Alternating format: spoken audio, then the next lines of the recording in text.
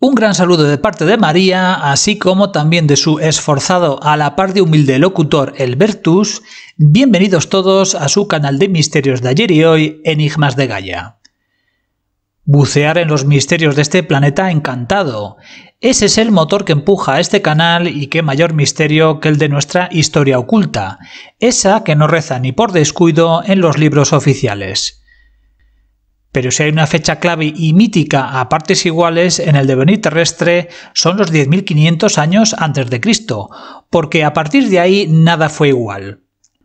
La época del deshielo marcaría para la ciencia oficial el triunfo definitivo del sapiens ante el neandertal, así como poco a poco el final del nomadismo, las primeras ciudades y de ahí a los primeros pueblos y civilizaciones desarrolladas terrestres. Esto es lo oficial, pero en cuanto a lo mítico, tenemos como Platón apuntó a esa fecha para el final de la Atlántida, o en la misma Biblia, aunque no sea temporalmente tan exacta al respecto, si habla como otras humanidades existirían antes de ese cataclismo acuoso, de ese diluvio universal.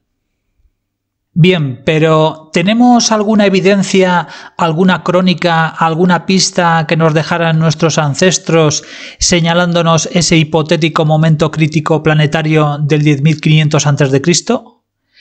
Sí, las tenemos, otra cosa es que la ciencia ortodoxa no las haga el menor caso, así que hablemos de ellas. De modo que comenzando la búsqueda de esas otras humanidades, de ese concepto de la llamada por algunos como civilización madre, tenemos primero a la cultura megalítica. A menudo se pensaba en ellos como una panda de garrulos levantapiedras, de bestias embrutecidas, pero nada más lejos de la realidad. Eran gentes con muy altos conocimientos astronómicos y matemáticos, pues conocían, por ejemplo, que la duración del año de Sirio es 12 grados mayor que el de nuestro Sol, conocimiento para el que es necesaria una observación continua de 40.000 años para darse cuenta de ello. Manejaban a mayores otros conceptos astronómicos como el de la precesión, demostrando además el nivel organizativo suficiente como para transmitir esos conocimientos durante miles de años, lo cual no es tarea sencilla. O ni qué decir además de los numerosos conjuntos megalíticos que son un espejo de distintas constelaciones del firmamento. A lo que vamos, estas gentes, para poseer tales conocimientos, por fuerza los tuvieron que heredar de algo anterior. ¿Pero de quién? La ciencia oficial ante esto no sabe, no contesta. Cambiando de latitudes tenemos a Egipto con sus pirámides y la controvertida teoría de Orión para las mismas, las cuales son un reflejo en tierra de las 3 estrellas del cinturón de dicha constelación, si retrasáramos el reloj exactamente a esos 10.500 años antes de Cristo. Vaya casualidad. Además, la Esfinge también nos da pistas, pues el geólogo Robert Schoch, para cabreo del oficialismo, demostró que el desgaste del monumento y la cubeta donde se halla es debido a grandes y continuadas torrenteras de agua. ¿Y cuándo llovía por aquellas tierras? Pues cuando el clima era otro en la época de la última glaciación y Egipto era verde y exuberante. Pero la Esfinge da más pistas. Esta mira hacia el este, justo por donde la constelación de Leo aparecía en el 10.500, la era de Leo. Si es que muchas veces las piedras hablan, solo hay que querer escucharlas.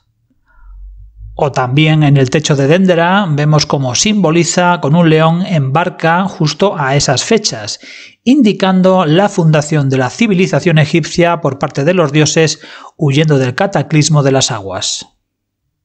Además, si tenemos en cuenta registros muy antiguos y controvertidos como la piedra de Palermo, el papiro de Turín o la estela del sueño, todos ellos se refieren a un tiempo primero, el Zep-Tepi, una época considerada como legendaria y mitológica, pero que estos registros señalan como cierta un tiempo primigenio donde los dioses serían los reyes de Egipto, así como sus maestros instructores. Señalan además que cuando los dioses se marcharon, reinarían allí por un tiempo una casta de semidioses, los Sensuhor, los seguidores de Horus, para finalmente dejar también aquellas tierras. Esta orfandad divina sumiría a Egipto en una época de caos, oscuridad y desorden hasta que se reunificaría el reino bajo el primer faraón humano, Menes. Todo esto era la verdadera historia para la civilización egipcia. No era mitología, sino el relato de cómo nació su civilización, cómo recogería también el historiador griego Manetón unos hechos que van, como vemos, muchos miles de años atrás de lo que se nos cuenta hoy día. Y si nos ponemos míticos, podemos hacer referencia a una frase atribuida a Hermes Trismegisto cuando le dijera a su discípulo Asclepio: ¿ignoras acaso que Egipto es la copia del cielo, o mejor dicho, el lugar donde se transfieren y se proyectan aquí abajo todas las operaciones que gobiernan y ponen en marcha las fuerzas celestes? Además, si hay que decir toda la verdad, nuestra tierra es el templo del mundo entero. Y hablando de esas copias, esos reflejos en tierra erigidos en piedra de las maravillas y dioses celestes, podemos cambiar radicalmente de latitudes e irnos, por ejemplo, hasta México, donde sus civilizaciones ancestrales evidenciaban igualmente un conocimiento astronómico y matemático superior. Movidos por este afán, se levantaría el complejo de Teotihuacán, donde los seguidores, en este caso de Quetzalcóatl, la serpiente emplumada, les instruirían buscando transferir esas características divinas a los propios hombres, siendo Teotihuacán un marcador en tierra de la constelación de las Pléyades. Otros edificios del complejo mirarían además hacia Orión, otros a Tauro, y así el cielo, origen y casa de los dioses, se hacía presente en la tierra. Pero retornando a ese marcador del 10.500 a.C., tenemos que mencionar otro enclave de pasados vídeos como lo es Tiahuanaco en Bolivia, donde sus edificaciones, auténticos marcadores equinocciales, no solo apuntan a esta mítica fecha, sino también al 12 o al 15.000 a.C., de nuevo retrotrayéndonos a esas otras humanidades, otra vez en busca de la civilización madre. No debemos olvidar también cómo serían varias las culturas americanas, que sus construcciones representarían animales que resultan auténticos soparts, como camellos, caballos, elefantes, leones o incluso para más INRI al extinto mamut lanudo. Animales todos no existentes en América desde esa época clave, el 10.500 a.C., el final de la última glaciación. ¿Cómo es posible entonces que esas culturas mesoamericanas, oficialmente muy posteriores, fuesen conscientes de la existencia de esos animales y a representarlos con tanto detalle, con tanta naturalidad? ¿Serán ciertas esas teorías de que algunos edificios y culturas americanas sean mucho más antiguas de lo que se dice? ¿Hubo una historia oculta americana de la que no tenemos constancia? De seguro que así es.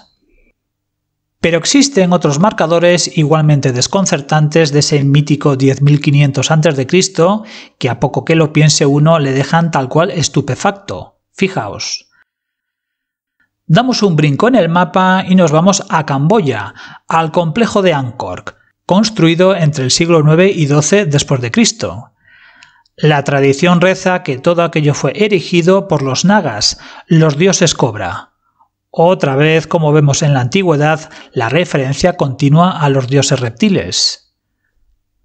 Pero lo más morrocotudo de todo, y a pesar de ser levantado en nuestra era, resulta que el complejo es un marcador de lo que era el norte, la constelación de Draco, justito en esos 10.500 a.C.